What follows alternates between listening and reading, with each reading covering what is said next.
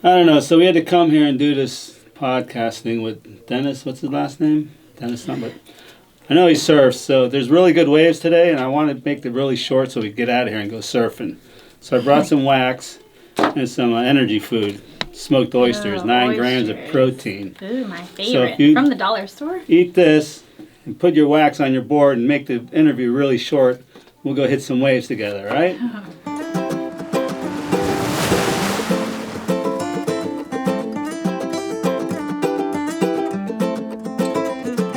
Welcome to the podcast, guys. Thank you. Welcome to Connected by Water. Sponsored by Joey Cardi, Chrysler, Dodge, Jeep, Ram, Subaru. I said Dodge again. Saying it too fast. Yeah. Joey Cardi, Chrysler, Dodge, Jeep, Ram, Subaru. So our wonderful sponsor, Joey. All your trucks and vehicles can be had there. They're all beautiful. The staff is lovely. All right. Thank you, Joey. Yep. So thanks for coming out west to the Everglades to visit me. It's pretty far. It is kind of far. So you guys are... I'm so happy to have both of you guys here. Like, really, because you guys truly embody that whole connected by water spirit, you know, because we all are connected by water, and it really means a lot that you're here. Thank you. Because I follow you guys on social media. Love what you guys do. I love what you're all about. You're no stranger to the show, right? So we're happy to have you back. Glad to be back. You, my friend, I admire greatly because you are a true waterman. And to me, that's always been one of the most admirable things that any athlete can achieve, because it's so multifaceted what you do. You know, you're a fisherman for sure, but just to the paddleboarding and the surfing and just being all that waterman, you know, it's really nice to see everything that you do and achieve, you know, on the daily. So right down to even just paddleboarding. You guys both paddleboarded in the parade. Oh, yeah. For the Winterfest. Fort Lauderdale. You guys do that every year? Yeah, every year. He's been doing it I've been doing it for like over 15 years. So we first started off in OC6, outrigger canoe, 6-man. We did it many years ago. We were actually the first ones to paddle the whole way. And then we went to a 12-man. We put 2 outriggers together, and then we had one of our guys from the Maikai, RJ. He did the fire dance in the middle of it the whole way. Really? Yeah. So that was cool. And When was that? that was probably 1995, 96 back then. And I switched over to an OC1, it's outrigger canoe 1-man. So I did that for a couple of years. And then I went to the stand-up paddleboard. Yeah. Did that for like the last 8 or 9, 10 years. Covered in lights. Yeah. All the boards as on many lights. lights as you could find. Yeah. We like raid the dollar store. That's so they cool. run out of lights for months. Really? Are you guys the only ones that paddleboard that event?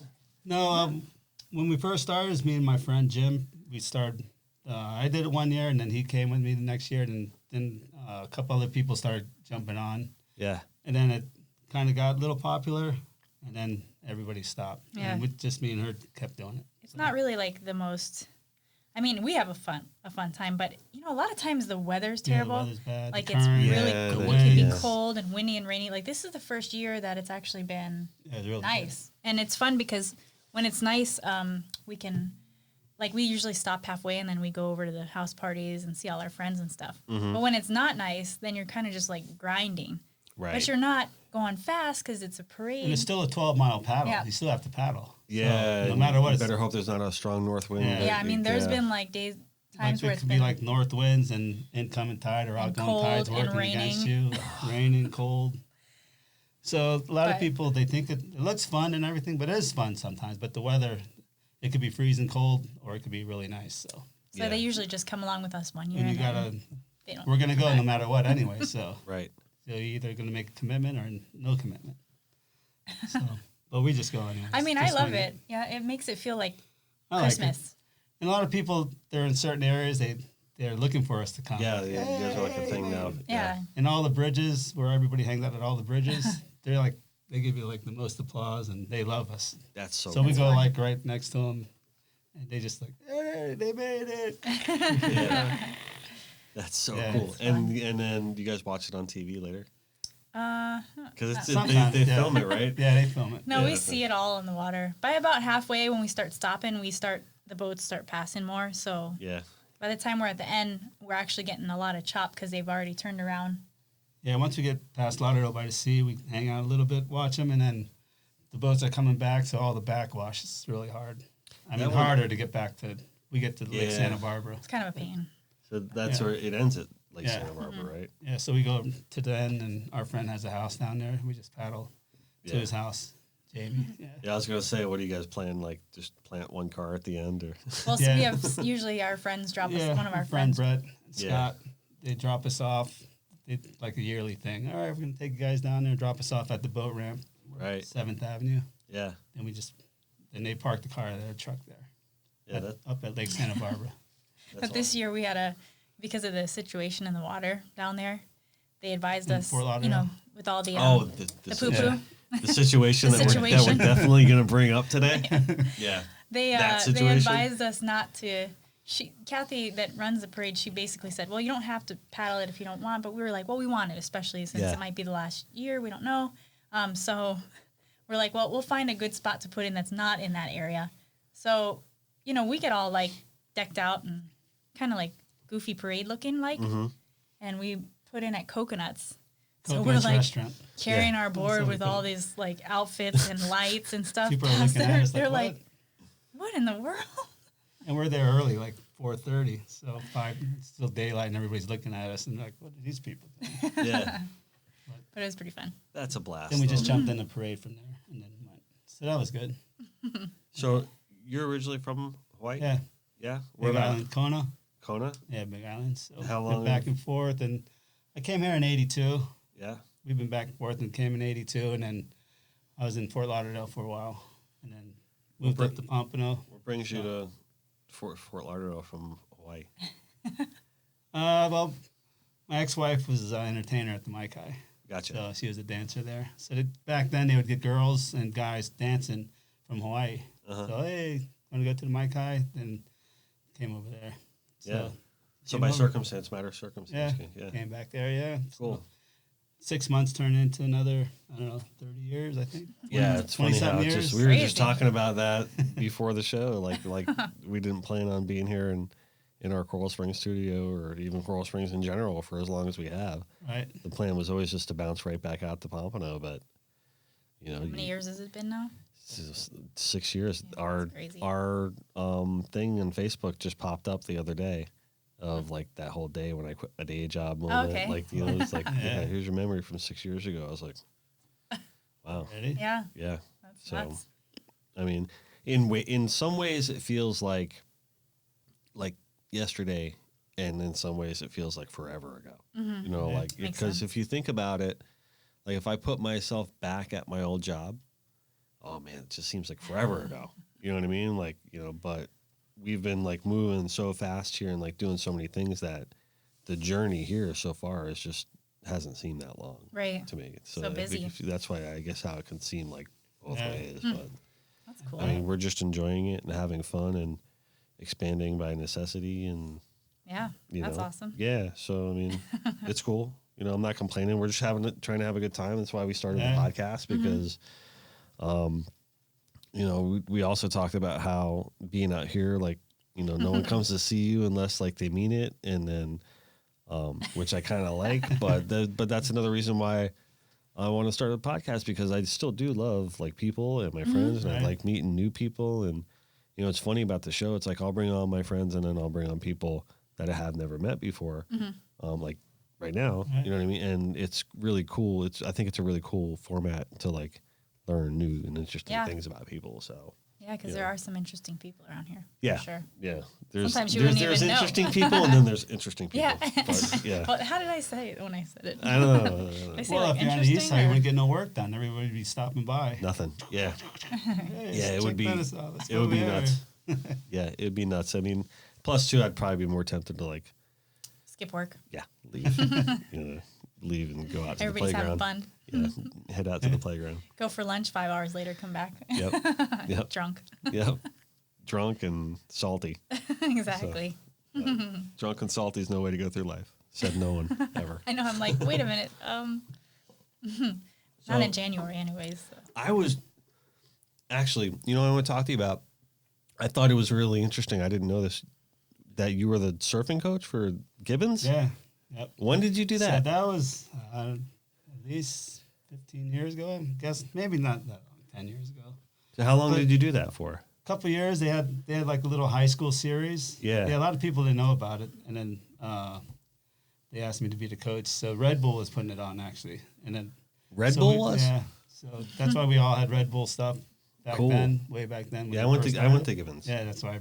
Yeah. That's why we connected there. Yeah, I'm a big fan of Gibbons. I love that place. That's that I credit Gibbons for forming a lot of my good years. But I had a lot of good years there. I guess that's the way I'm trying to say that. But I remember when we were there, we tried. Now there was a surf team. My brother used to skateboards. So I grew up like in our back porch where we grew up. Like there was nothing but resin like all over like the back porch, and like God bless my parents for allowing my brother to do that. And I would like paint the boards and everything. And that's cool. I was a little kid. My brother just let me do it anyway.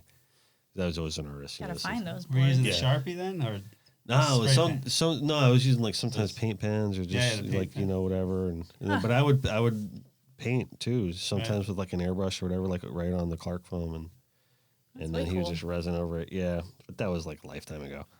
But there was a surf team when he was at Gibbons that he was on, and then there wasn't anything because it wasn't really formed. Like I think they tried to do something through the ECU for some short period of time, but I don't think it ever worked out. And then we tried to do something like by talking to some of the other kids at the other schools, and then it really just wasn't really organized. We didn't really do anything about it. But it was cool. So my point is, it's cool to hear that something actually happened with that. I don't know. And one year, actually, I tried to form a high school surf thing in Broward County. Oh, you did? Yeah, and we only had one event, though, but I tried to get it together where we'd have multiple events. But we did have one where we had probably like 8 schools in Broward. Mm-hmm. They all came out, and Northeast won that year. Oh, they did? So, that's pretty cool. Yep. What happened? It Chip just Lamarco too hard to keep it. Too hard to keep it going. Huh? Too hard to keep it going, or the school backing didn't want to like be responsible and all that. Yeah, I would imagine that. From back then, it was a little more. Yeah. Back then, you think it would be easier. Yeah. Like, now forget it probably. Yeah, now with the everyone's so worried about liability. Yeah. I guess they were back then too, but not like now. They didn't want to take it on, but it was good. They still had the big trophy. Made a big team trophy. Yeah. It was made to be a perpetual one, but they ended up there. They kept it in there. So the Northeast did. Yeah. We gotta get it. Yeah. No more trophies. Put it back together. But. So, I mean, very few times where I look at a couple and like think it's like a perfect match. I mean, from the outside looking in, I see that about you guys. Always have. I'm like, wow, what a great team you guys make. Mm-hmm. This one I always tell. I can't say it enough about this whole paddleboarding from Key West to Cuba thing that she did. You got to admire. I mean, how do you feel about this one over here? I mean, this is like this. No, I mean, like this is what I'm trying to get out of my mouth here. Like this is one of the more special people that I've met. Like she just charges, and being the firefighter and just all the work you do at the Special Olympics, and just like you got a heart of gold and everything like that. I mean, just one of the most admirable people that I've ever met. Oh, thank you. And it's true, and you got to be proud of that. Oh yeah. What are you thinking when you see her paddling like from one island to the next? Yeah. Just keep paddling. Keep paddling. No, it's really good. I mean, I had a lot of tears in my eyes when she did the crossing too at the finish. Like the news medias were calling me when we were like 5 miles out, and they're like, "Oh, what's going on? This and that." And I get on the phone with them, and I just have tears just because she's gonna make it. Yeah. So yeah, she's amazing. She's awesome. But, yeah. It was a great challenge, and she did it. I mean, she had to do it. So I would never hear the end of it if I didn't. It's similar to the story you tell about how you couldn't feel your legs for like 3 months, but my fingers. Your fingers. I lost feeling on my fingertips. 2 of my middle fingers. Ugh. That's crazy. Thought it was gonna be forever, but it wasn't. I got used to it. Like, all right, well, I think I could use 3 fingers and be fine. But they're back now. They are Totally fine. All right, cool. All's well that ends well. Exactly. So, well, you guys take me through some of the things that you do in the community here. I mean, you were the president for the Longboard Association. Yeah, I was president for South Florida Longboard Association. It's probably like over 32 years now it's been going on. Yeah. So I helped start. There was one the first president, and then a couple of presidents. Then I took it over for a while, and then it's like one of the oldest surf clubs in the country. I mean, we still meet the first Thursday. The one here is one of the oldest in the country? Yeah. Oh, wow. We still meet the first Thursday of every month. And we have our 680 surf line, hotline, daily report. Our new president, he does a daily report every day. He puts it on there. Who's the new president now? Is Anthony Mariano, Ant-Man. Ant-Man. Yeah, Ant-Man. So he's pretty cool. He's a good waterman. He's a fireman, too. Yeah. He's a good waterman, too. Lifeguard, ex-lifeguard. So he's younger. We're trying to get the younger people getting in there more. So yeah, he's like the perfect material. And he's a great surfer, kite surfer, everything. Really? Yep. Yeah, that's cool. So, yeah. So that's been going on for over 30-something years. And then I ran the Eastern Surfing Association, South Florida District, for probably over 20 years. So that's been going on. But I just got out of that. Didn't you guys, with the Longboard Association, weren't you telling me that I was associated with, like, Surfers for Autism? No, that was different. That was different. That was a different club. We helped started that also. But before I came to, we call it SFLA, South Florida Longboard Association. Okay. So before I came over to SFLA, when I first started learning how to surf, I was in a surf club called Trespass Surf Club, which was based out of D.Friel, because I lived in Lighthouse Point, so it was, like, closer. And I used to surf there. But the president, I think we talked about that time, last time I was here, but his brother had autism, and so he wanted to start this surfing for autism thing for his brother. So that club started Surfers for Autism, and SFLA helped us run the first one. Yeah, cool. So that's where that came. Right by Deerfield Pier. Yeah. I surfed a lot of Trespass, like, growing up. I mean, I don't really surf much anymore. I mean, I'm, like, so out of shape and just, like, I don't know, too much Western living for me, I guess. I was going to say, you know? Coral Springs rubbed off on you. Yeah, but, yeah. Well, I mean, I used to work at BC Surfing Sport with Chuck. Oh, yeah, Chuck. And, Chuck Ross. yeah. And, you know, most of the surfing I would do is, like, between Silver Thatch and Trespass, and, like, you know, occasionally, obviously, you just go up coast and, like, wherever the first nice break is, that's where you stop, kind of thing. Exactly. But, you know, or just head right straight to Sebastian and, you know, forget about it. Right. But, you know, that's kind of like, you know, growing up as a kid doing that all the time. But, you know, Yeah. I don't know. You guys finding, like, Busy. you guys are up there now. Like, We're up in moving Fort forward, Pierce. you're up in Fort Pierce now. Fort like, Pierce you on the surf in south North side. Jetty mostly? She was just there yesterday. That's where the pictures came from yesterday. Okay, it was in North Jetty? Yeah. There's a lot of So- good spots, and North Jetty is a different kind of break. I'm goofy, so I like lefts. me but too. I'm going to get used to North Jetty, because when it gets good, it gets really good. So Right. I got to make my way in there. But I like Dolman, and Walton Rocks is good. Walton So there's, Rocks, like, yeah. so many. Our house is on the south side of the island, of the inlet. So we're like 10 minutes from every break, pretty Right. much. Yeah. So You it's like kind it of up the there? perfect. It's awesome. Yeah? It's like here was 20 years ago. Right. Well, not here, Pompano. Pompano, right. You know, it's funny when we had the mayor on, we were just talking about that before. I kind of asked him, I'm like, you know, there's all this development going on in Pompano. Like, are you going to keep any, like, the old Pompano here? Is, like, the plan to just, like, Everybody's leaving. Fort Lauderdale this whole thing? And, you know, and I'm like, I hope not.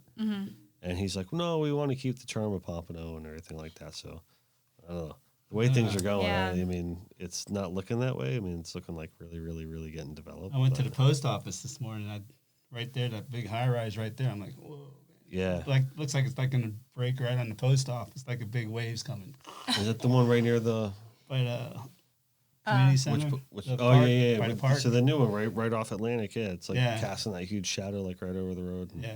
Well, Well, that's that one like too. right but- on the yeah. road. Yeah. Well, that's when it like hit me last year, I think, or the year before, when I really made a decision, like, this is it. I got to get out of here. Is I was on Atlantic going east, and I got stopped in traffic because there's a ton of traffic now there, obviously. And those two new buildings that they're building right near Cypress and Atlantic, kind of. I don't remember the name of them, but I was in traffic, and it was dark, but it was light out. Right.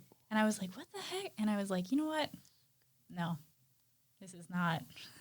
I got to get out of here. Yeah, those buildings seem out of place to me. Yeah. Yeah. Because when you're running down Atlantic and you're just like, what is that? You know, It used to be like Fort Lauderdale, Pompano, Deerfield, but Pompano was like all dark and like no traffic. Somehow I just missed that little spot. Not anymore. Yep. So Yep. too bad. The I struggle with that. Yeah. You know, because I really love our local area and just love North Broward in general. Mm-hmm. And sometimes it's just almost just like, what do you do? Yeah. You know what I mean? Or like you get pushed out of your home. I mean, I don't know. It's tough. I mean, I totally understand like the whole wanderlust to go north of here, and you know, especially a lot of those towns have like, you know, codes like you can't build over like 5 stories or whatever. And there's a lot of preserve in that area, just like a lot of nature, and of course the waves are better. So you know, we're like, what are we doing here? Like now prices are high for everything. You can't park at the beach for less than like $4 an hour, which for us costs a lot because we're there all the time for hours. And then there's no waves. So why are we even here dealing with this if there's no waves? Yeah. You know? So we figured instead of doing surf trips, we'll just come down and do dive trips. Stock the freezer. Yeah. And it's close enough. Yeah. Do you guys do a lot of free diving? Yeah. We only free dive. Only free dive. Mm-hmm. Yep. How often do you guys get down? How often? Yeah. How often do you guys go diving? Like a Go lot? Go diving? Yeah. I don't know. Depends on the summertime. Depends on the conditions. I mean, sometimes we'll go. Depends how many lobsters we have too. So. Yeah, that's true. Depends too. We usually go to hunt mostly. Yeah. Like, not usually when we dive, we just go to get lobsters. So, because there's not much fish around, and then whatever fish there are around, it's not even worth hardly spearing, anyways. Yeah, the summer just gets dead. It'll be interesting though now that we're up there. Like, yeah.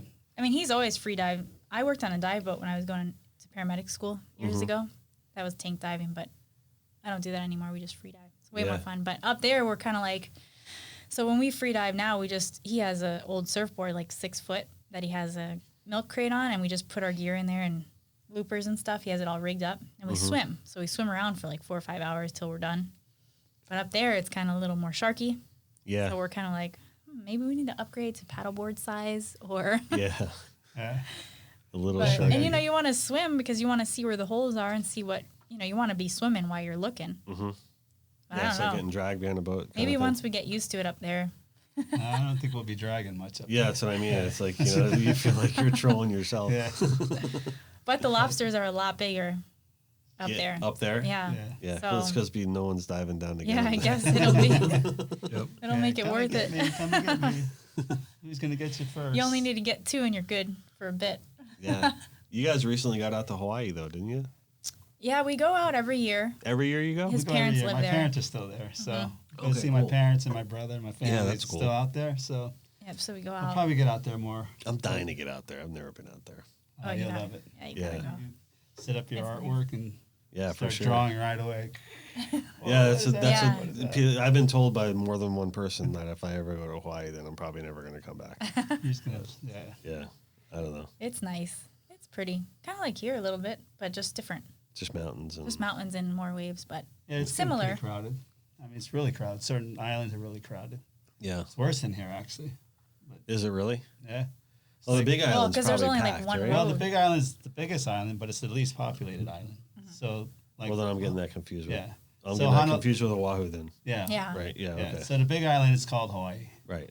And then Oahu is where Honolulu, Hawaii 5-0 is. And right. All the high rises and. Yeah. So that's where it's really congested. Yeah. It's worse fun, than South Beach. I mean, there's definitely a lot of energy in the ocean for sure. Right. Like it's real cool to feel. Like, you feel the difference big time.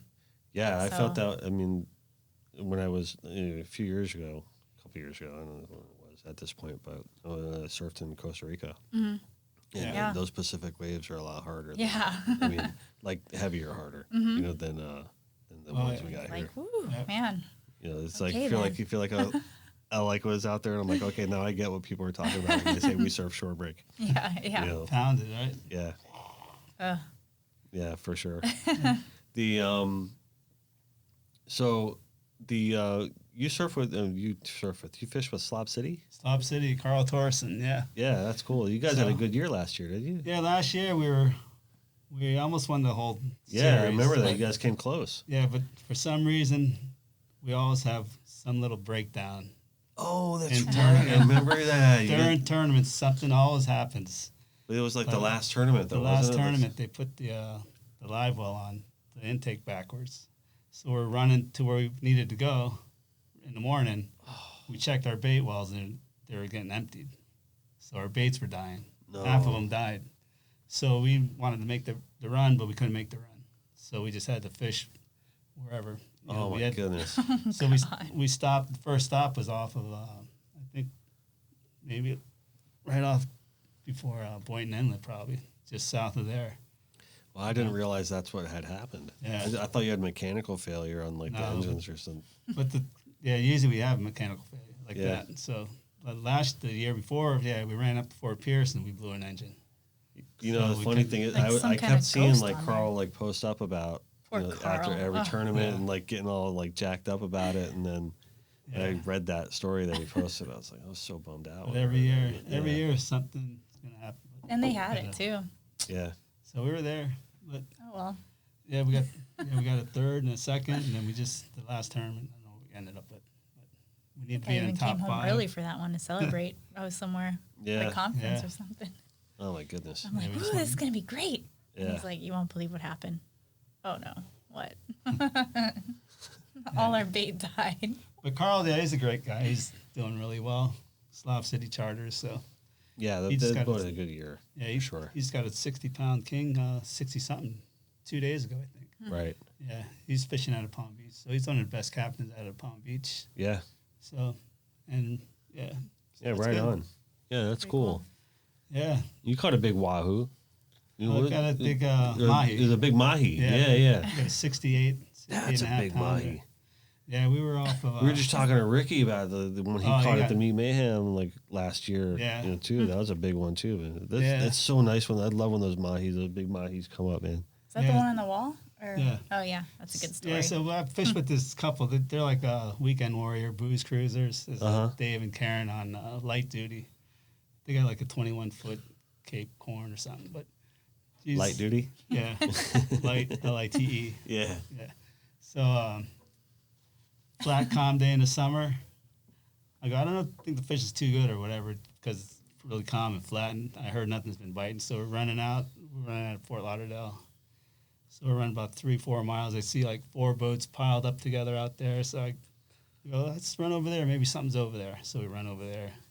Big old pallets, 20 feet by 4 feet all together, loaded with bait fish, all kinds of fish, and triple tails, a couple little peanut dolphin. So I go, let's sit here and we'll catch some fish, whatever. Right. And they just catching whatever anyway. It's all right, we'll catch this, catch some triple tails. Yeah, it's cool.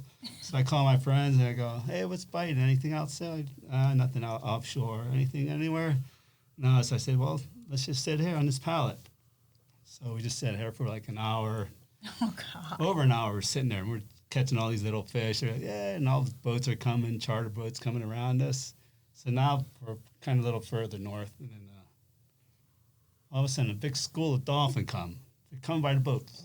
And it's only us. We're sitting there. Whoosh. They're spraying us. They come underneath the boat. They huddle underneath the boat.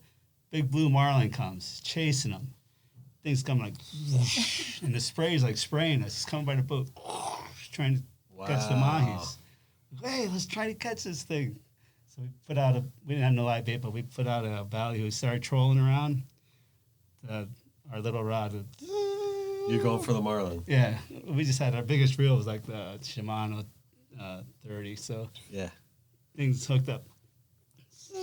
Oh, we got him, yeah. The thing starts jumping, but the thing was so far back, it's jumping straight back that way. So all you see is a big spray. Yeah, and it's a big enough mahi to make you think. Well, no, yeah, we thought it was the marlin. Yeah. So I go, man, that ain't the marlin. It might be a white marlin. So I had it. So I gave it to the girl. I go, here, you fight the thing, Yeah. Here. And she goes, she's trying to crank it in, and then she goes, no, I don't want it.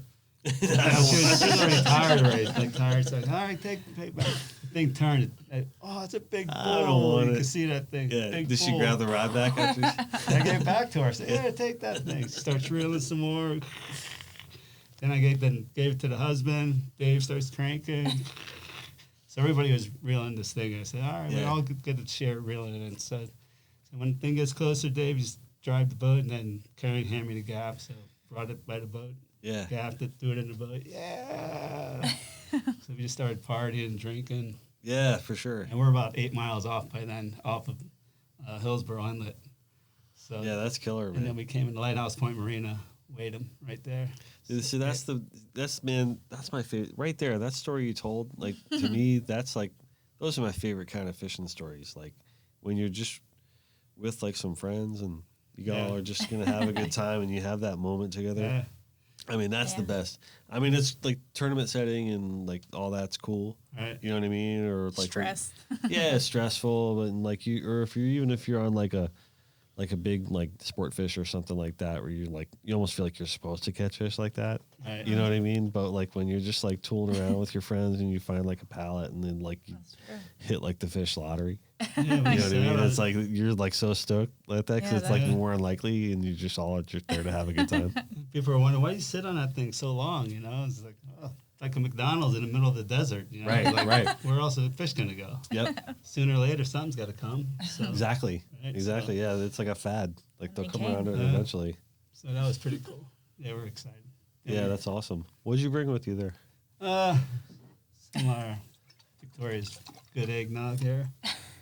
Little Oh, there's whiskey in something it. else too, though, in the bag. What's that? Yeah. You Well, wanna open that up? That's for later. All right. Yeah, come on. You want to open it up? Yeah. You brought it. We're drinking it. Oh, All right. Oh, is it heavy duty? We're usually on a dry January, but Well, could this is the safe zone. yeah. okay. So safe the zone. outside world doesn't Nobody exist. knows. Okay, that's cool. Yeah, the outside world doesn't exist. I like it. All right. We could post the podcast February 1st. All right. Yeah. Yes, Let's do perfect. it. Serve them up. Serve them All up. right. Oh, do you hear it? I did hear it. Listen. John, you gotta ASMR. record that. John, you don't want one. No, I can't. John man. doesn't feel good today. So I gotta pay John double today because he's putting in the hard work. No, really, Yeah, I no, feel he's for getting him. sick. I Gotta feel take a for him, little man. sip He's of that. struggling. Yeah. Cheers. Don't Cheers. drink it too Yes. fast. Was it Evan Just Williams sip it. eggnog? Yeah. Has a shot of whiskey in it. That's good.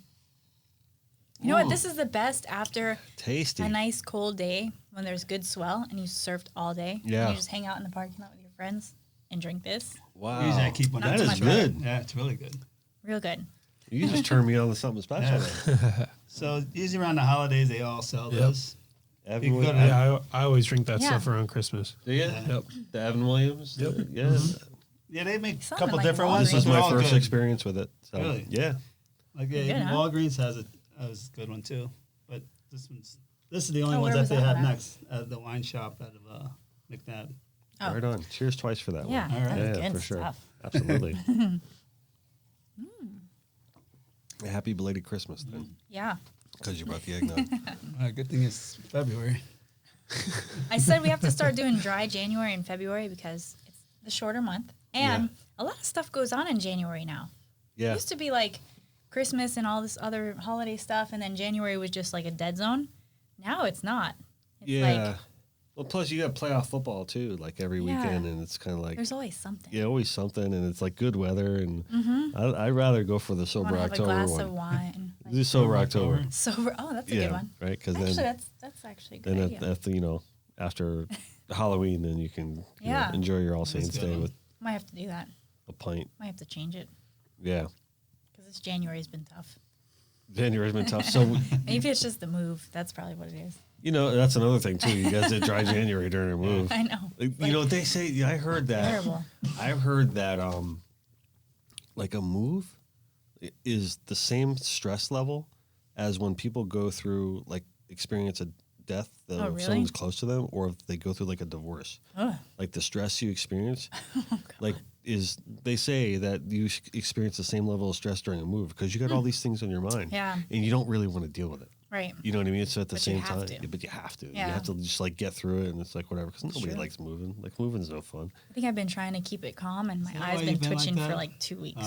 Yeah. So that's what. But it's that, like 2 weeks now. It's twitching? Yeah. I can't get it to stop. It won't stop. I made an eye well, appointment. maybe it'll stop. Like just like you got Yeah, your I feeling think back so. in your fingers. Do you see it? Watch. I do see it. Isn't that weird? Is it like nonstop? All the time. Or only when you put your face in like a certain position? No, all the time. I actually totally see that. Wow, 2 that's weeks. the craziest thing. Your eyes twitching. If I like make a muscle, like smile or something, it kind of stops, I think. Right. But nope. Wow. Because I'm like this. Did you say we gotta gotta move get again? this over with. We gotta move? Oh my God. Yeah, no, moving is stressful. Yeah. Moving is stressful. I mean, because it's like, and you know the worst part about it is like I don't think they put that perspective on it that it is stressful. Mm-hmm. It's all these things like just like sneak up on you. Yeah. Like all these- And it comes these- quick. Yeah. You know, Comes there's quick a lot of and- stuff Comes you by have to real do quick, yeah. before you move. I mean, we've been kind of dealing with the process for like 6 months now, though. Because we sold and bought in July. Right. And we rented for a few months. Well, till 2 weeks. We have 2 more weeks. Right. So we've been like doing it slower. But now is like the final crunch time. So Did you all hire our stuff movers? is up. No. Yeah, me. Yeah. No, we had That's like another thing, too. 20 of our friends came helped us move. Yeah, our first initial move was really Yeah, good. we had a all budget my truck friends and all. came. We Yeah. had like a 45-foot truck and a pod. And I just called up all my friends. They all came, all right, let's do this thing. And they Yeah, it filled was up cool. everything. And then brought the pod up. They brought the pod up. And the day we brought the truck up, the guys came up in a truck. All my friends came up in a truck. We unloaded everything. Same did day. everything. Like, Same day. I went in the morning to sign the closing papers in Deerfield. Mm-hmm. And the lady let us get in before I closed, just Cool. because they're cool. But right when I was driving up, I get a phone call. Hey, can we knock that wall down? I'm like, no, I just signed the closing papers. I want to see what the place looks like at least, because when I went for the inspection, I almost like lost my eye, so I couldn't really see. This same eye. And so I was like, wait, I want to see everything first the way it is, and then you can knock it down. You want to knock down the wall? We wanted to knock down an entryway wall, and all the Okay. guys were there. They were ready. They already unloaded the trucks Yeah. before I signed the papers. They're ready. So And they're moving like, day and demo day all "Yeah." on the same day. So I got there, and I'm like, all right, now you can. So they did. So we knocked down 2 walls. But they same were day, so too. quick. Yeah. I'm like, I just signed the papers. Hold on. I'm trying to drive as fast as I can. Wait for me. I didn't want to It's walk exciting, into a though. construction zone right when I walk in. Like, oh my God. Yeah. Can I knock But down yeah. the house real quick? Yeah, I know. Great. You walk, there's dust everywhere. And the lady that lived there, she rented it. She was the realtor. And she came over just to say congratulations. And she's like, oh my God, I paid this lady to come and like mop and dust and make it so nice for you guys to move in. And she walks in and it's like a plume of dust everywhere. I was like, sorry, I didn't know. That's awesome. But yeah, it was good. You just did a race, didn't you? Do I? Didn't you just do a race? Oh, recently? yeah. Yeah, I raced 2 weekends ago. Tell me about that. And No, it was good. I haven't raced in 2 years. Right. Like on the actual, like an actual serious kind of mentality. But I haven't really been training because I get Right, off. that's why I was bringing it up yeah. because I don't think you raced in a while. So I haven't raced in a while, and my work hours are different right now, so I can't train Monday through Thursday on the water, and so I haven't really paddled. But it was a downwind race, which is more of my style. Right. So I figured it's a good one to see where I'm at. I wanted to go into this season and race again. I gotta just need more time, but I got fourth, and I wasn't that far behind second and third. First, she always is fast, and I actually was decent. I was like a minute per mile slower than her, which is easy enough. Not easy enough, but it's a manageable ground to make up if I train like she does. So you didn't train at all, and you went like just cold into the race? I mean, yeah, pretty much. Yeah. Wow. And I was in the front. There was like a big, huge split between the front pack and then the second half. So I came in 18th overall, and there was like 60 some odd racers or something. Wow. Well, I was last in the front pack. So I was like the slowest of the fastest. But at least I was there. At least you belonged in that Because pack. a few months ago, I would have been probably in the back. So I've been working out on land for a bit the last couple months just to try to get it back. But I haven't been paddling. So I'm planning on doing more paddling once we move and I have time. That's something I want to get into. Paddle racing? I've never paddled boarded at Oh, all. okay. Ever. And that's always something I've wanted to do, just, Yeah. you know. should. And now I'm at the point where I'm just like I really, like this summer, like I really, really just want to do it. Like get out in the ocean, like do when it. it's flat and just start paddling. yeah, and you get gotta my do kids doing something it. when it's flat. Yeah. I want to get my kids into it too. Yeah. You know what I mean? Get they them would some love that. exercise and get them Yeah. out on the water and, You know what I mean? It's fun. It's a great exercise for your whole body, and you don't realize you're exercising because it's fun. I mean, you do realize it. Like if you actually start training with it, you're like, oh my god, I'm dying. Well, I'm not. Hey. Yeah, but if you're just going out for a leisurely, You said the T word. the training. Hold on a second. Easy now. But even if you just go out for a paddle, you're working your whole body. It's way that's the better thing. than. Yeah. I can't work out because I get bored out of my skull. Right. Like I'll try these at like a couple years ago. My wife and I did this whole 21-day fix thing, Yeah. right? And it was great. And I lost weight, and it did everything it was supposed to do. But on day 22, I was like, Out. see ya, we're done, I'm over, I'm never doing that ever again, even though the results were great. Yeah. But that's my thing now. That's my issue. Like, I always have to do something that's sports related, or it has like some sort of goal to it, but I could probably do yoga or something like that because I could look at it from like, a mental standpoint, maybe like as a relaxation thing or something, you know what I mean? And probably get into it from that respect.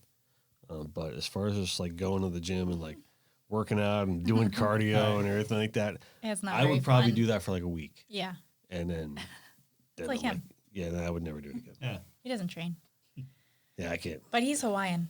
It's like he could stick his finger in the water and catch a fish. Yeah, but that's what I'm saying. he You're the doesn't waterman, train. though. Yeah, He doesn't have to train. I train my butt off. Like when I was actually training, Right. I'll train my butt off, paddling every other day, every 4-5 times a week, working out, running, all this stuff. I go paddle with him, like he joins me for company, and he's still in front of me. Just over And there I'm smiling. like trying to paddle to catch up to him. I finally pass him. We did a race together, and it took me a lot. I beat him finally, but it took me 13 miles or something to catch up to him. And it was only because I was used to long distance and he wasn't. Oh, you but burnt still, out. Yeah. it still took It me was- 13 in miles, Hawaii. like an hour and a half almost to catch him. And then Maui I to finally got, Molokai, and is then it? I was worried. I What couldn't, was that, and he like messed me up. 27-mile race? I was like- how far was it? I got worried. I was like, where is he? Then the last half of my race was bad because I lost you. I couldn't find you. Kept looking back, almost falling. Like, I hope he's okay. Then I saw the boats going. I'm like, I hope he's all right. But he was fine. Yeah. But still, He was I fine. He was trained just so taking it slow. much. And then this guy just goes out and like paddles and beats me. It's terrible. That was a 27-mile race, though, and I hadn't trained that much. That's where I get it so from. you jumped in cold to a 27-mile race? Kind of. Yeah. Like, yeah, pretty much, kind of. Yeah, that's hardcore. Well, because I wanted to do it. Oh. So I was going to do it with her, and then she just... And they said it's really fun. Like this really fun Maui to Molokai, downwinder, straight downwinder. Not like Molokai to Oahu I did the year I remember before. you telling me about that. It was like yeah. crazy. And he had done that in 2007 or something. 2010. M2O Molokai to Oahu. So that's like a crazier race, 32 miles. It's one of the craziest channels to cross. But this one, Maui to Molokai, is 27 miles. So nice and downwindy. Perfect bumps. You don't need a support boat, which is like $1,000 a person, so it's cheaper and this and that. Oh, so you have a Oh, whole yeah, support so boat great. dedicated just to you? In M2O, you on have the to. other one, Yeah. On the other race. Really? Each racer needs a boat. See, I could Has get to have into a that. boat. Yeah, it's fun. And take a break like every couple of minutes and grab a drink. Yeah, you could. Hey, maybe I if was you- like, I paid $1,000 for the It's support oh boat. yeah, I'm yeah. not even gonna You use can it. do whatever you want. That's true. But this one, Maui to Molokai, not straight downwinder, not straight bumps. Plus, they're like, oh, you can either go aim for that island over there, you can go on the outside, and everybody goes like this. So we're like, all right. And we don't know which way to go. Actually, we're just going wherever. Right. Because it's all different what route you take. Then there was one time where I'm like, this is crazy. I mean, the wind kicked up and started making like little tornado things near me. Come on. I'm like, we And it don't was have a flatter support for boat. I don't know where anybody's It was at. flat for a while before you even get to the channel. So that's what hurt me more. Yeah, because you were explaining that to me before. Were you like sometimes like flat seas could be harder Oh yeah, than especially like on paddleboarding in non-flat seas? well, and especially in those particular races because the board you get for those races are downwind boards and they have more nose rocker. Okay. So that way you can ride the bumps better because Yeah. it's a long period swell. So you can when you get on a bump, you could ride in the bump. And it has a lot of times the boards. Well, not all of them. We ride a stock board that doesn't have the foot control, but a lot of them have a foot control rudder, so you can steer yourself into the waves and stay on each bump like as long as you possibly can. So that's how Really? people go so fast. Or we ride stock boards because we have to rent them. But with all the boards have that little nose, a lot of nose rocker. So when it's flat, you're like, Yeah. I don't know, you're in quicksand or something. Like You know, like you don't get trying that to good paddleboard on a glide banana. it's like, like you're a tugboat. Yeah, that's It's definitely interesting. a lot faster, slower. Yeah, it's like obviously, I'm not a paddleboarder, but learning all that little nuances, it's kind of interesting to understand because I'm sure most people from the outside in just think it's just like a board and a skeg and have at it. No, a lot of differences. A lot of people think that. I'll get on the board and just go. All right. Yeah. Yeah, so before I make any purchases, I'll be sure to call you guys. Yeah, I've had some people contact me since I did the crossing from Cuba, just randomly. People I don't know, through email, whatever, my website.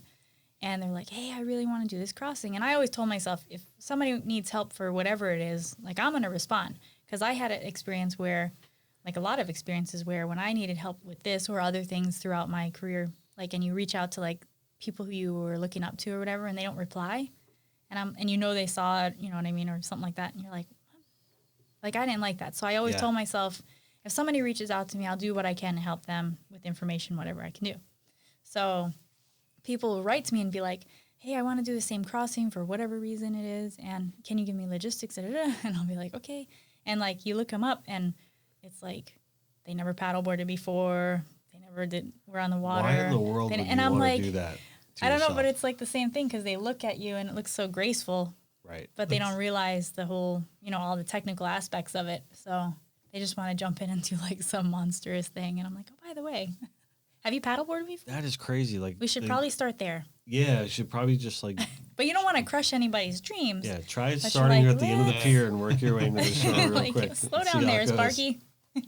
Wow. But yeah. That's kind of like, even like when you're first, like, starting to surf or whatever, and, like, you think, like... Yeah. Like, you can, like, master this, or, like, Right. I see Kelly Slater doing it like it's nothing. I'm going to go surf pipeline. Have you Yeah, surfed before? and then, No. like, people, then, like, you start negotiating with yourself, like, okay, cool, I got up. Right. That kind of thing. But, Yeah. or, like, when I was working at the shop, like, you get that all the time. People come in, like, I want to learn how to surf, and you try to tell them, like, all right, get a little bit bigger board, you know what I mean? There's something that can float your body a little bit, and, like, and be easier to catch a wave with a longer board. Right. Like, you try to explain that to them, and then We want a short board. yeah, they want, like, this, like, hot Okay. shot board, and like, all right, whatever, and then See you in a few weeks. yeah, exactly. They'll come back and be like, hey, can I Hey, trade can you this take in? this back? Yeah. Can I return this thing? It doesn't work. Yeah, you put it on consignment. That's almost like with the wing foiling now is coming into play, and then people buy wings and all these things. They could just get up on a wing and go, and Right. that's a really learn. With the foil and everything? with the foil. That's crazy. Yeah. Like Yeah. I saw that video of you doing that. Yeah, Like, it's what really was it, like a couple months ago, you put that one where you're, like, going all around? Yeah, that was out in Pompano. Yeah. But that's really hard. That's learning insane. curve, That's so- what I was going to say. That's like, I saw that, and I'm like, no way. Like, how you doing It was that? a fun time to watch him in the beginning because he doesn't fall much. You never get to see him fall. Yeah. This thing, like, everybody, doesn't matter who you are, like, Yeah. and some of the wipeouts are like, whoa. Up, down, up, down. It's Wasn't like you it get like bucked off. Yeah, right? Wasn't, like, Laird Hamilton, like, the first one to start, like, Yeah, Laird, riding these way things? back then. Yeah, way back, With right? the snow boots on and stuff. That's what they had, yeah. Laird, Kai Lenny when he was a little kid way back then. Yeah. Laird and Dave Kalama. Yeah. Yeah, that was probably 20 years Yeah, ago. we at went least. out, I think 2 years ago after the expo, and Dave Kalama was having, like, a little demo thing. So we met him at the Banana River Resort, and we never done it. So, of course, me, I'm just like the normal, never done it person all over the place. Then he gets on it, and Dave's like, he didn't fall for like 8 minutes. Dave's like, are you sure he hasn't done this before? Like, we got bored. We're like on the boat, like, come on, are you going to fall? Like, Really? we're here because we want to learn, want to see everybody fall. So then he gets all cocky with the Yeah, and Santa then suit. finally he Yeah. goes like, okay. Then you start trying things. And he then goes, you eat it. try to Yeah. turn, and then that was good. Yeah. But still, like, oh, this guy, man. It's a whole different learning experience. That's gotta feel cool though, like riding that thing like way Yeah, up you high like go that really over the fast. water. Best thing is you could ride a little wave over here, especially for here. It's like Yeah. a little swell when you can't do nothing. So you could pick up on a little swell and just, So that little swell, that's gonna push you then. yeah. Any Wow. moment. It Little doesn't wave. even have to break. Really?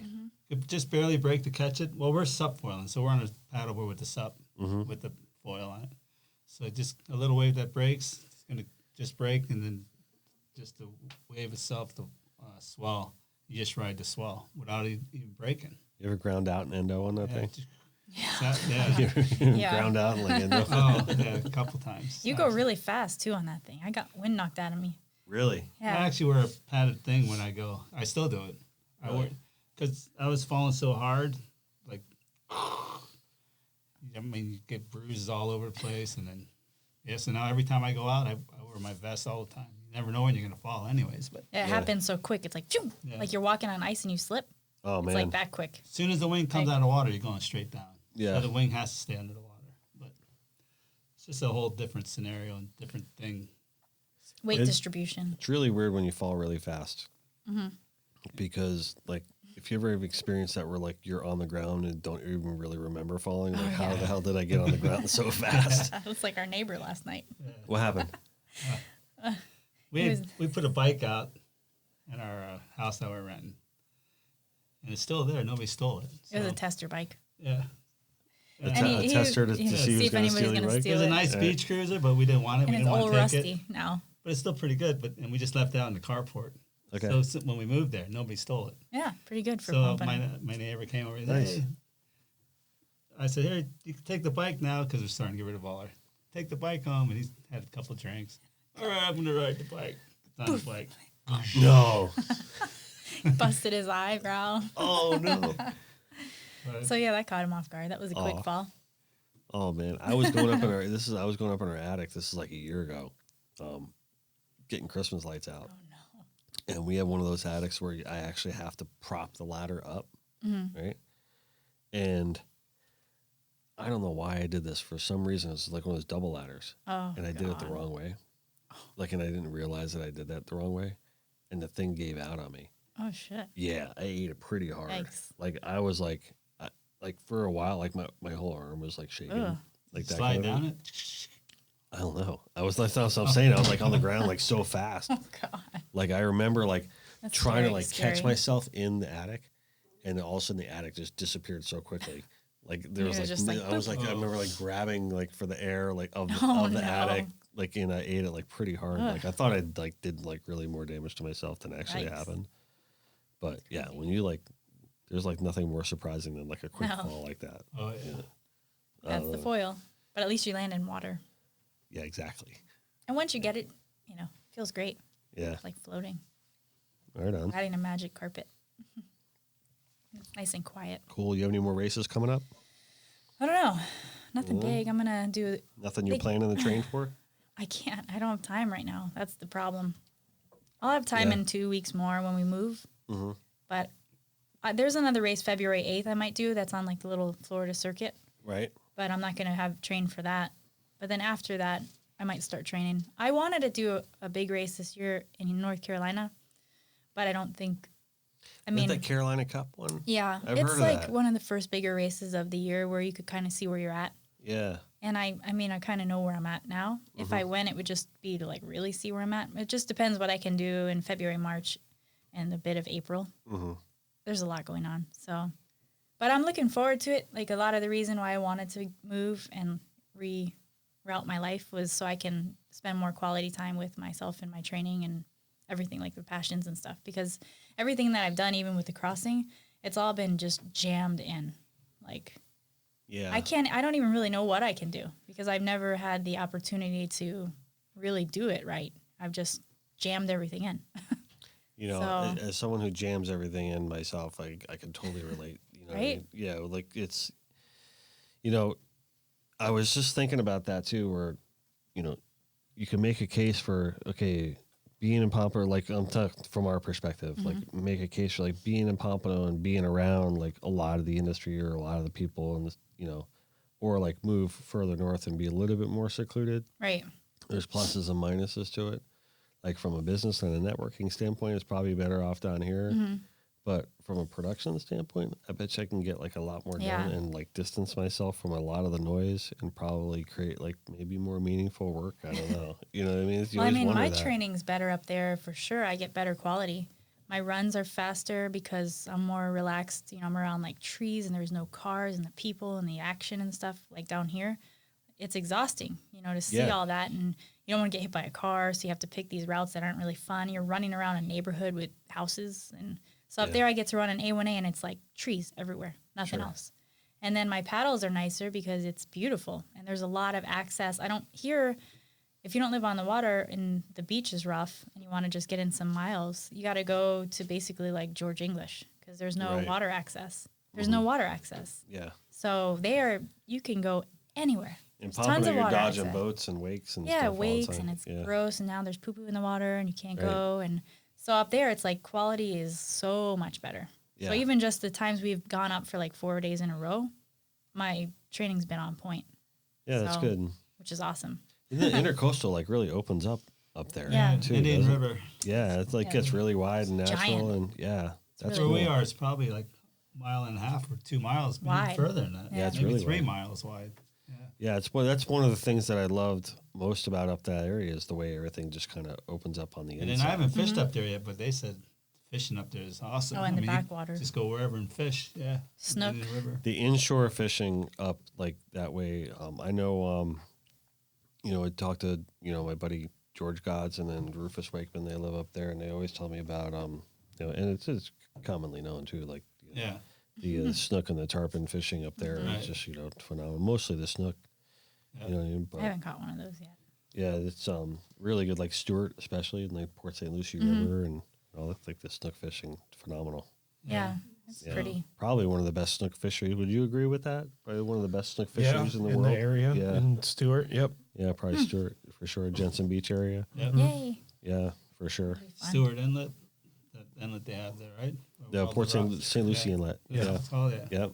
Yep. And then the St. Lucie River, and that's the area where they really had a lot of problems with the algae blooms and the runoff from the Lake-O, and Yeah. like a lot of the grass beds died in there, which was really really unfortunate. I remember when George came in for his podcast, we went on like Google Maps afterwards, and he was just pointing out like all these areas. He's like, "Hey, see that big sandy shoal right there?"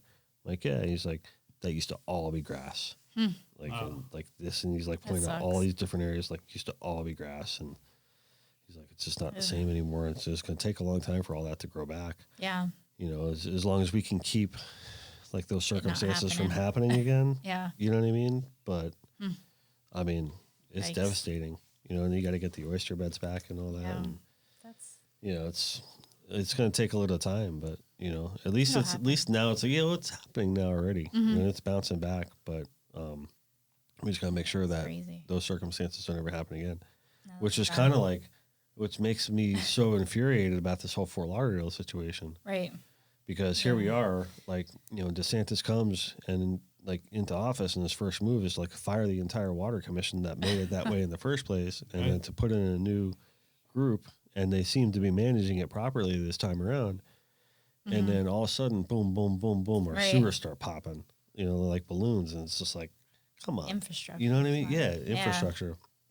When we had the mayor Pompano on, and Horatio was on, he explaining how, Pompano made this huge investment to like update all the sewer systems, and and they did a great job at that. That is one thing that, like, Oh, with that's all this good. development, they Yeah. did forecast that, Right. right? That's Where good. Fort Lauderdale did not. Oh, No. that's good. They went and they built up, and they did not forecast the fact that their sewer system was like over 60 years old and all salt corroded Oh. and needed to be updated.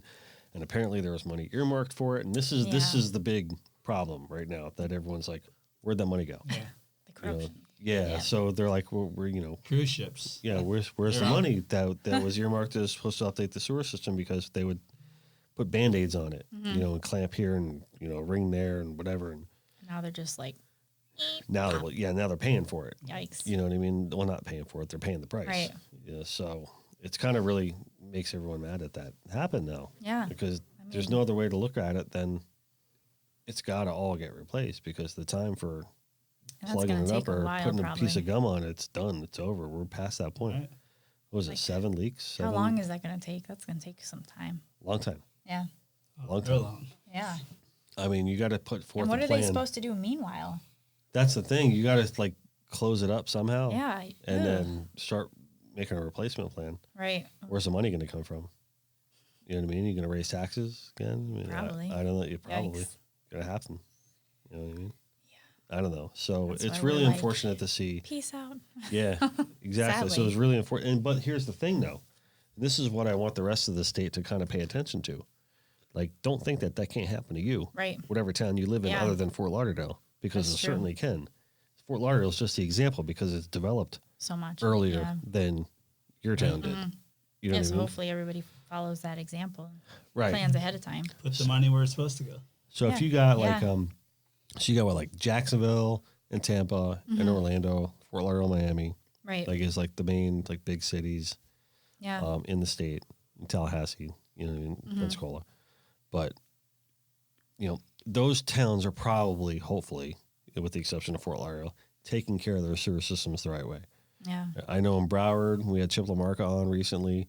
One of his big initiatives is there's one neighborhood in Lauderdale by the sea that's all septic, and he's trying to get rid of that, put a sewer system in there for them, because septic is really bad for Florida, right? For our ground and Right. everything, you know, so it's not a good thing.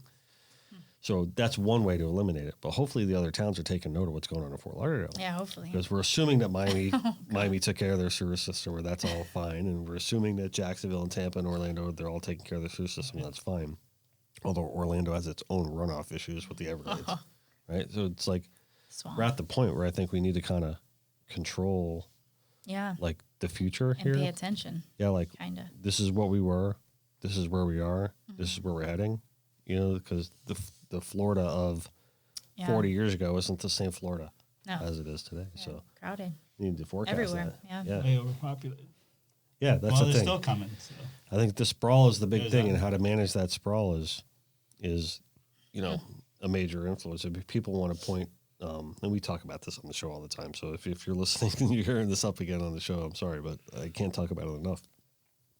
People point at Big Sugar as being a big part of the problem, and it is. But our sprawl and our growth Yeah. as a species is just as big Yeah. of a problem in this circumstance. So It's crazy. I don't know. So if other towns are listening, other smaller towns that are growing, like your Fort Pierces Pay attention. or Yeah. your Melbournes, or you know, even Fort Myers and other places like that, if you haven't addressed your sewer systems, please do. Yes, please. Yeah, so wanna this move doesn't again. happen to you too. Because Oh, yeah, it can. all the progress that we made here with clean water, just basically Fort Lauderdale just spoiled it Yeah. Yep. for us at least. So, and you guys had to battle through it. Ew, gross. We Yeah. actually started a Surfrider Foundation probably Yeah. like 10 or 10 years ago. We started the Broward Broward chapter. County. Yeah, Yep. Broward chapter. I recently spoke to them about some stuff. I don't really getting involved, but Yeah. Yeah, we started it, the Broward County chapter. yeah. Oh, it was a while ago. Yep. 18 years? 16 years? I don't even know. Long time. I don't think. Maybe. I don't know. Time goes by so fast. Yeah, it certainly does. No, Mike Scully, he's president of that now for Broward Or- County. No, I don't know if Is he's it? president. I think he's just like secondhand man. Well, Mike was a big guy at BC too. Mm-hmm. But he's a pretty cool guy. He's good friends with Bruce Cromartie and them. Yeah, I love Bruce. Yeah. Yeah, he's a funny guy. I remember one year at the we do a Christmas dinner every year, and remember when those Gold Crown air fresheners Yeah. were popular? I remember Chuck got him that for Christmas one year. Everyone was there and laughed and everything like that. But Bruce was like so enamored on it, and he actually put it on his dashboard and like used Oh it. my gosh. Yeah, That's pretty funny. It'd be funny to find So one we again put- and give it to him. yeah. So he would pull into work like with that thing, you know, and everyone would be like, he's like, yeah, it's cool. The guy's got that for me. I'm the king. That's pretty cool. Yep. Yeah. So, no, man, it's cool having you guys on. Yeah. The I want I'm dying to go to Hawaii. Where would you suggest I go if I go to Hawaii? Oh, I say Kauai. Kauai? Kauai is nice. Yeah, Yeah. It's like a small version of Oahu. So Yeah, and it's got like a What about Maui? yeah, it's Maui's like it's nice like too. it's like a small it's all version nice, of right? Maui. Yeah. No, because Kauai, it's beautiful. It's like real green, and you can hike and surf in the same day because everything's close. Mm-hmm. So like a lot of the other areas, if you want to hike or whatever, you got to drive, and then it takes a day or whatever. But we hiked and surfed the same day. So, every really? every very island's small. nice in its own way. So Right. Yeah, they all have their uniqueness. even Oahu, even though it's like congested, I mean, you want to go there and see Yeah, Waikiki. you got to go there. Go to Yeah. the North Shore and see that. And my sister-in-law, my wife's sister, lives in L.A. Okay. And, Well, that's Yeah, like so we were thinking about maybe like flying out there to LA, spending a couple days with her, and then breaking up the trip.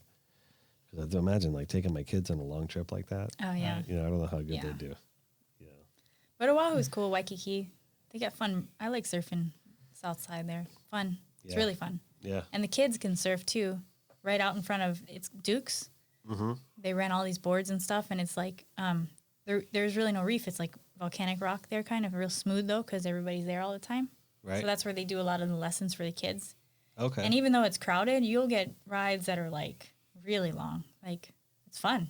Yeah, it's Pretty like too. one You of those see Diamond Head over there on the side, and yeah, it's it's like like ones that that was spot. like the ones little waves that like push you forever. yeah, kinda pretty thing. much. Yep. Yeah, that's cool. There's a lot of fun spots there. I like it. Yeah. And then we found a pretty good hotel. I forget the name of it, but it's, because a lot of the hotels are a little pricier. But we found one that's like 2 blocks in off the main strip, U1A, I guess you could call it. And then it wasn't that crazy, and it included parking and everything. And then you could just go there and you walk to all the breaks pretty much in that general area. I forget the name of it, but when I remember, I'll let you know. So if you go. Yeah, no, for sure. The thing that's like South Beach parking is really bad Yeah. there. So then they charge a fortune most of the Yeah, when you go there, places. you got to look to see if the parking's included. Because a lot of the resorts will charge like $30 extra a day just to park. Really? So yeah, make sure you look. A lot of the hotels are doing that around Yeah, here even now, here. too. Yeah, probably. Yeah. Like, that's Crazy. really upsetting me. Like, I'm like, Like I didn't just pay enough it's to just get build your it into room. the price of the room. Yeah. Like, don't even Yeah. tell me. Yeah. Just like Yeah, make the room exactly. $30 more, please. Don't Or like, when they do that, what is that charge that they do? The hotels where they're like plus Tourist tax or whatever. no, like a resort hotel. Yeah, like a resort fee Yeah. charge. Like what is that? yeah, Room exactly. 69. Your, Aren't we your, paying the parking's resort fee? 49. Meanwhile, it probably costs them like $17 a night to like allow you to stay there because that's the price it costs to clean the room. But I don't know. But yeah, Oahu. I would say Oahu and Kauai, same trip, Yeah, and you kind of get like sold. two of the good spots. Yeah, I definitely do that. No, I'm definitely gonna go. I mean, that's like Hawaii's like one of those destinations, like top 5, like on my travel list for sure right Yeah. now. What's the most exotic place you've been to surfing? Or like I don't want to say exotic, but I don't like like when's exotic. like any other place other than like Florida and like Hawaii that like you really enjoyed? Peru is good. Yeah, we went to Chicama last year. Really? Yeah, it One was of the longest awesome. lefts in the world. Long lefts. Long, Really? long. We're going again this year with a group. We went down together last year just to check it out. This year we're going to go with a group. Some of us are going to hike the week before to Machu Picchu and then go another week to Chicama, and then some are just going to go surf. So it's pretty Yeah, cool. It's a Machu Picchu. nice... Yeah, that's gonna be cool. Yeah, but the wave there is like... The water is a little chilly, and it's not very In Peru? tropical. Yeah. It's a desert and then these awesome waves. And it's just this one little town, like a strip of, 2 miles of little hotels. Not even, I don't even know. They're not like hotels. They're like these buildings with rooms. And No resort fee. no. They make you breakfast every morning. It's There you go. included. All right. They don't charge you for parking? No, you don't drive. You got to ride there. But yeah, Be a $30 surf fee. I know. They do charge, they have a Zodiac service. So because the wave is so long, when it gets like really big, it'll break all the way across the bay, like 400 yards or more, right? Wow. A mile and a half. Oh, a mile and a half. So if you get it on a good day, people hire the Zodiac. It's like $40 for half a day. And they follow you, pick you up, and bring you right back, boop, to the point. Really? So you catch out of the wave, surf for as long as kinda your legs cool. can hold you up. And they'll do it even when it's small. So, like when we were there, it was like head high. We did the walk and paddle because we just felt like we should. But there were some people that are new there, or it's a good place to learn too. And they took the Zodiac even on smaller days. So it's good. I mean, as That's long as you cool. have the etiquette to know, like, oh, I just got to ride back. Let me drop in right away. Like, no. Right. No, but there's so many waves. It's like so mechanical. It's like, boop, same wave, same spot, same wave, same wave. Just breaks perfect. Really? Like a wave tank? Yeah, it's Yeah. crazy. Wow. Yeah. And it's crazy. You don't think of Peru when you think of like all the worldly surf spots. Nope. You know what I mean? But Yeah, it's pretty good. I mean, that's interesting. Everybody was nice there, and we went to another break one day, about an hour away, and it was just as good actually. But this has the whole nostalgia of the place and the sunset. And there's a lot of waves. The whole country has a lot of waves. I mean, they get perfect waves, huge waves, like 30, 40 footer to certain areas. People out there, right off Lima and stuff. I would definitely go there every year if I could. Yeah, to Peru. Mm-hmm. I want to go to Machu Picchu. My new favorite place. Peru is? For surf. Yeah. I mean, I like Hawaii too, but this wave is just like incredible. Yeah, it sounds incredible. You got pictures of it, I'm sure we can roll up here. Yeah. I'll send you some. Definitely. Yeah, Machu Picchu, we're doing the Salkantay Trail. It's 4 days, 3 nights. You hire like a porters. Like a Sherpa? Yeah, and they bring your bag, and they go ahead of you and they set up and they cook. So it's kind of like a little spoiled trip. So you're going to hike up. So you hike up. It's a long, I heard that's a long hike. Yeah, though. I think it's like 28 miles total over uphill. 4 days. Yeah, uphill. But you only do like 9 miles, 13 miles. So they break it up. Right. And then they're carrying all your stuff. So that's pretty cool. Yeah. And then they cook for you, and you stay in like these igloo things that are all glass so you can see the stars one night, and another night's like an Andean hut. So it's not like you're, schlepping it. Like, right. Yeah, but so it's better than taking the bus, right? Yeah, I mean, and they say that, well, the hike is Probably beautiful. means more when you get there. Well, and the hike itself is beautiful. You go through glaciers and rainforest and stuff, so you're seeing stuff along the way. You're not just like, where is that Machu Picchu? You're like, the whole hike actually is probably prettier than Machu Picchu itself. Yeah. But the reason why we're doing, not the reason, but, well, I'm doing it because people said they want to go, and I always wanted to go. So I was like, ooh, people to do it with. But they're saying that Machu Picchu is starting to get, like, very eroded, and that eventually soon it's going to wind up closing down, like, a lot of the trails and access, which I've seen happen in places I've been before, like Mexico, the ruins and stuff.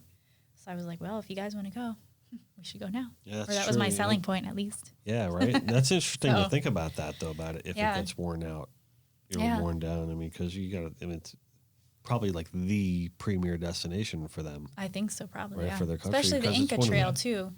So we're going on a different trail because that one's like really worn down. Okay. So this is like another trail similar, but not the Inca Trail or whatever. But, might as well. Machu Picchu, that's like one of those like wonders of the world I think it kind of is. like destinations. Yeah. It's like if you're going to go to the Taj Mahal or like the pyramids or the Grand Canyon or something, that's kind of like I think it is one of the wonders. I didn't look, but I think bucket list things for people. And I know a lot of people that Machu Picchu is like one of their like top 5 bucket list items to get there. Yeah, it's a pretty important place and not easy to get to. I better look up some history so I feel the value when I'm there. Like,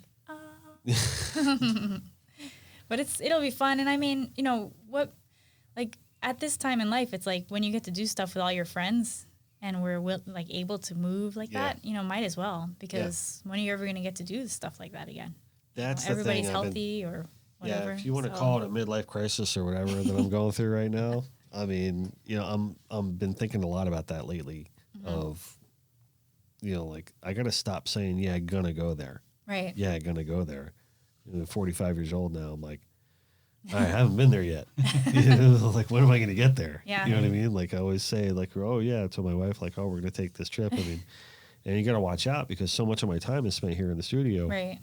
Building the business and all that other kind of stuff. And it's like, although that stuff's important, it could really, it could suck you in. And, you know what I mean?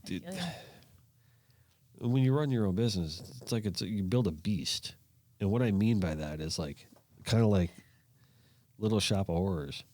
You know what I mean? Like that fly trap like keeps getting bigger and bigger and bigger, and you keep thinking like you got to continuously feed it, or else like it's gonna turn on you. Right. You know what I mean? Like if I don't go to work today, then that's not gonna get done, and then the whole business is gonna just fall on its face and collapse. You know what I mean?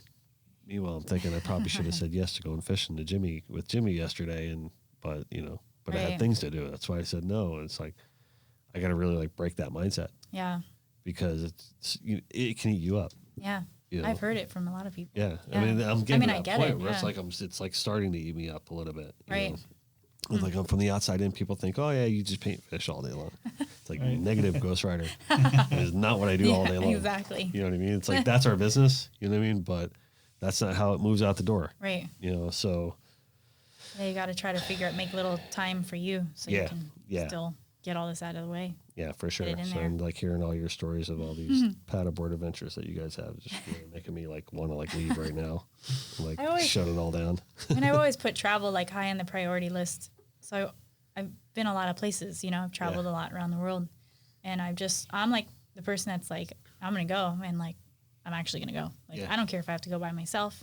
I'm going to go because it's cool. It's fun. You see great things. You meet nice people. Like, you eat different foods and different cultures. And it's like, but yeah, I mean, it's tough because, like, even with this trip, I thought we were going to have like 20 people with us. Like, one time we went to Nicaragua, everybody just showed up. We had like a 20-person crew. That was random. So I thought, oh, this is going to be great. Everybody wants to go to Chicama. We talked about it. Everybody's all stoked. We've got like 6 people committed.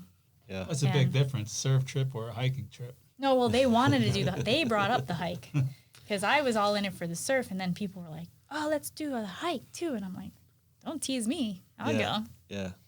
But a lot of times that happens. So, because, you know, it's tough for people. Yeah. Schedules. No, it is tough. I mean, there is a certain reality to saying not go on the trip. You know, right. There's a good reason for it. Yeah. You know, but there's also a good reason for like just going. Yeah. So there's a lot of good reasons. Yeah, I got to get better at that.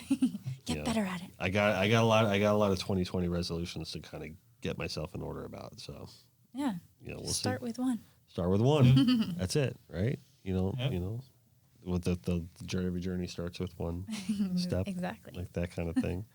I also think one of my favorite quotes too, we talk about traveling and all that stuff. They say the greatest cure for racism is traveling. Yeah. Because you just like you experience other cultures and then you're the outsider looking in kind of thing. And it's, not even racism, just like life in general. Yeah. I mean, we are like so spoiled here. Correct. If more people went to other countries, they wouldn't even be saying nothing. Yeah. Yeah.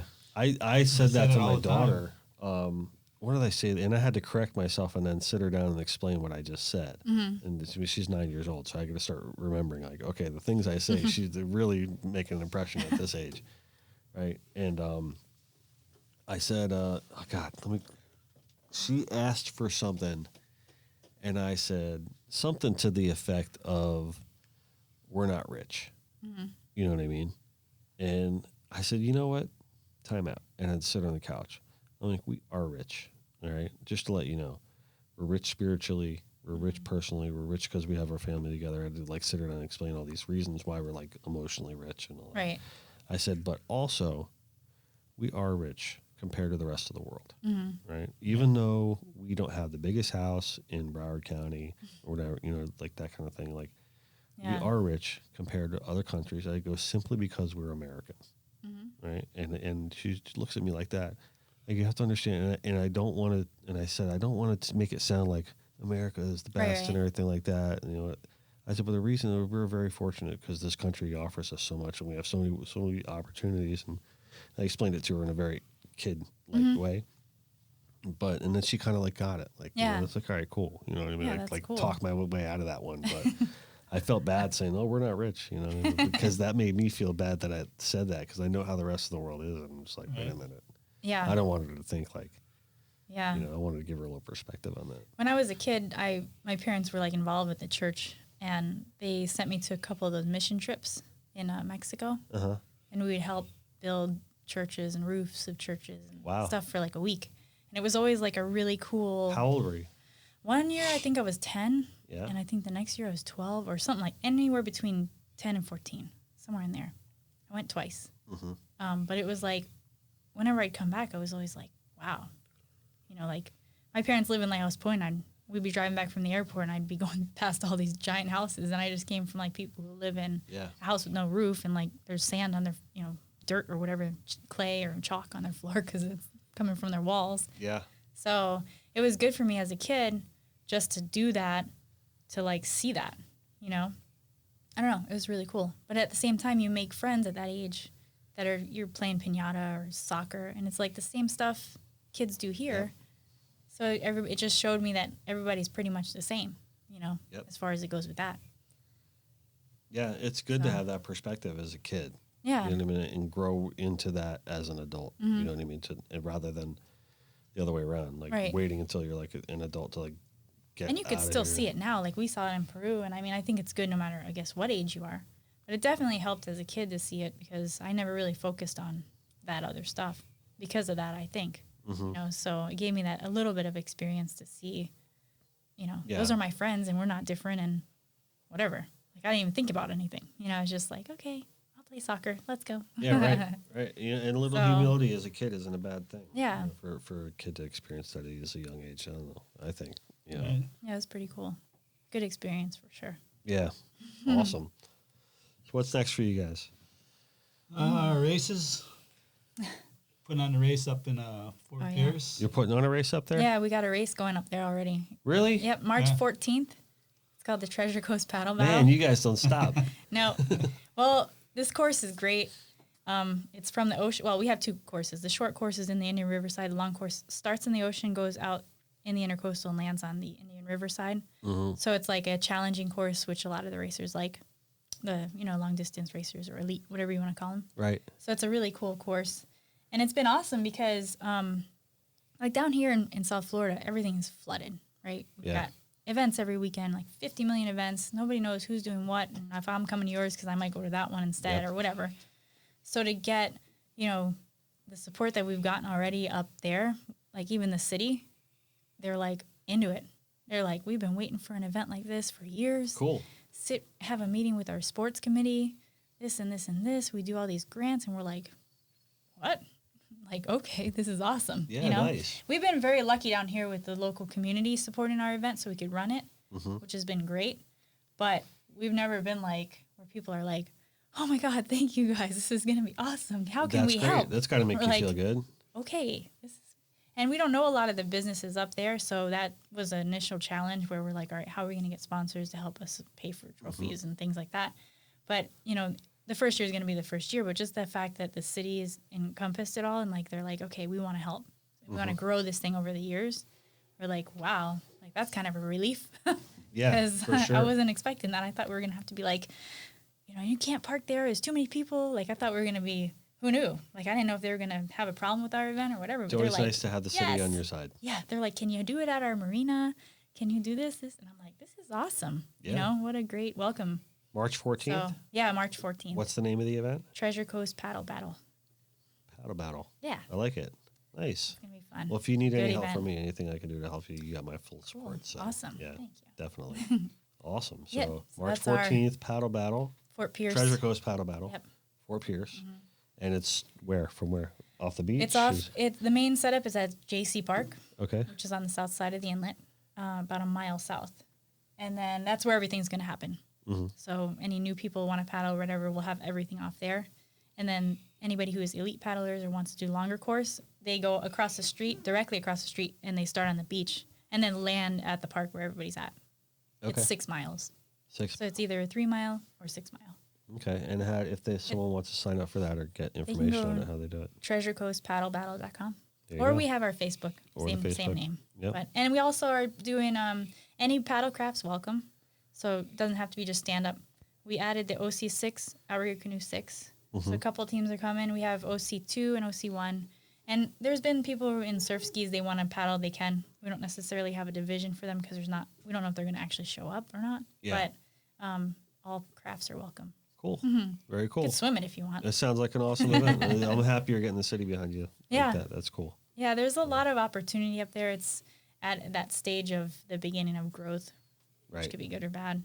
Yeah. Make sure Just they give us 10 years fix and their we're sewer good. system Yeah, first. exactly. But I mean, it's a good, like the way I like to explain it is down here, you're 1 in a million. Up there, you might be the only one. But right now, it's a good time because they're ready Good way for to look at it. Yeah. So Yeah. like down here, I do a lot of sports nutrition, with, you know, my degree and everything, which is what I'm going to start doing as I move up there. But down Did you here, finish that? my PhD, Yeah. yeah, in July. Hey. In July, Thank you'll be you. done. No, I am finished. You finished. This past July. So can I put, when we make your little thumbnail for the podcast, can I put Dr. Victoria? Yeah. Yeah. I'm going to put that. He teaches at that's funny. university. That's awesome. He is the doctor. Oh yeah, yeah. Professor. Doctor, Professor? What do they call you? I teach at Nova one night a week, but What are you teaching? I'm teaching adaptive physical activity. Adaptive? Yeah, It in the sounds exercise specific. science department, this class is based on like the exercise science students teaching people with disabilities. Okay. how to perform, which is cool because I have Nice. experience in that. I taught it last year too, so that was pretty neat. Yeah. But yeah, and then I got hired to teach online at the university I graduated from too. So I'm going to teach a nutrition course there starting in March. So yeah, stuff's just kind of popping up. When do you find the time? I don't know. I'm going to have plenty of it soon, hopefully. Yeah, cool. But Well, About good luck 5 with- years, maybe. yeah, Yeah, right. I mean, my main thing, my long-term goal with all of it is, and I created a company, I haven't launched it yet, but it's called Tactical Athlete Nutrition. This is the big goal. So I'm creating a programming for police, fire, and military. Tactical Athlete Nutrition. Yeah. Okay. So that's going to be my company name. Cool. It's going to launch once I quit the department and move on. Right. And basically, I'll be doing nutritional programming for police, fire, military departments. So I love it. that's the overall awesome. goal. So it's going to take a while. You know, it's something that's new. Nobody really does it in the country. A lot of people focus on performance. The nutrition thing's a whole other beast. Right. So, and the way I look at it is, you know, with these guys and girls, when they come on to be, let's just say firefighters, for example, they come on to fight fires, right? Like NFL players, they sign a contract, get on a team, and they go to play football. They get millions of dollars, play football. They have nutritionists, they have personal trainers, they have physical therapists, they have mental health coaches. They have all the tools so they can do their job like 110%. That's why they're hired, you know? But for our public safety and stuff, they should get that. You know, they start at, $45,000 a year or whatever, and they don't have any of the tools to perform at a high rate like they have to down here, you know, and actually perform outside of their job too. So I'm trying to change the name to make these people tactical athletes because they are athletes. So that's how come I named the company that. So I have to basically try to change the way people are looking at them and themselves. Like they are an athlete. Yeah. You know what I mean? They Yeah, I should do. perform like one. And so in order to do that, they have to train like one, they have to eat like one. And it's not their job to know how to do that. So I'm coming in to say, this is my job, nutrition-wise, to help you perform at your best. And then, you know. I was going to say, like, how smart that is, but duh. You know, of course it is. But it's that's definitely awesome. going to be a little bit of a challenge. I've gotten really good feedback from a few people I've told so far, but it's the business side of it. It's like government contract kind of stuff, and I'm still learning about that. I'm not going directly for individuals. I can do that any day. Right. I want it to be a service that's offered to the people that are hired as something they can take advantage of to become healthier and just perform their best. Because obviously we see it. They're overweight. Their mental health is suffering. You know, obviously the overweight causes all sorts of other problems. And these are the people that are showing up to like rescue us if our house is on fire or if somebody has a gun pulled on you or something. You know, you want to make sure that these people are like top notch. You I wanna mean, make sure I do. So, So- well, they got a gun pull on you. Yeah. Make sure that guy's quick. So they need the tools, and I'm going to change it. It's Good. going to take a little bit. I'm going to do it. That's awesome. Great. I'm so proud of that. That's yeah, great. right? Yeah. Stoked. Yeah, that's cool. I'll send you My the... Lord, most people when you ask what's next, like I don't know. That's what I You know. I really want you to don't just get like take I'm a going to change break. the world. That's My what's brain next. is. I really wanted to take a year off and just surf, but Yeah, don't we all? maybe I will. We'll I see. am. He I already don't know. started. Yeah, you already started. I'm like, hey, how are the waves? Good. Okay, I'm glad we're both like, That's awesome. it'll Well, be fun. Listen, I want to thank you guys for coming Yeah. today. It's been a real treat for me. Thanks for you know. having us. Yeah, for sure. And you know, I alluded to something earlier that sometimes people come on that this is meeting them for the first time. Well, one of my favorite parts about this show is that I do get to meet so many cool and interesting people, and that I feel like we become friends, and I think that happened today. And I appreciate you coming on, Roy. Really, Roy, it was a treat. Yep. Thank you very much, and you just got a good vibe about you, man. So I appreciate that Thank for sure. So He's Great pretty being cool. here. He's Yeah. pretty cool. you'll keep him right. I'll keep him around for a little bit. Once I Right start on. beating him, we gotta Yeah, reconsider. you gotta things, work but- on that. Gotta work on that. I don't know. All right, cool. All right. Thank you guys Thank so you. much. All right. Yep. See you Your later. ego is not your amigo. Right? Just do your best and let God do the rest. Always Cool. remember to eat, drink, and be local. And always buy all your vehicles and your trucks, especially your Ram trucks at Joey Cardi Chrysler, Dodge, Jeep, Ram, Subaru. right? And never forget that no matter where we are, no matter what we're doing, we're always connected by water. Thank you, guys. Thank See you. ya. All right.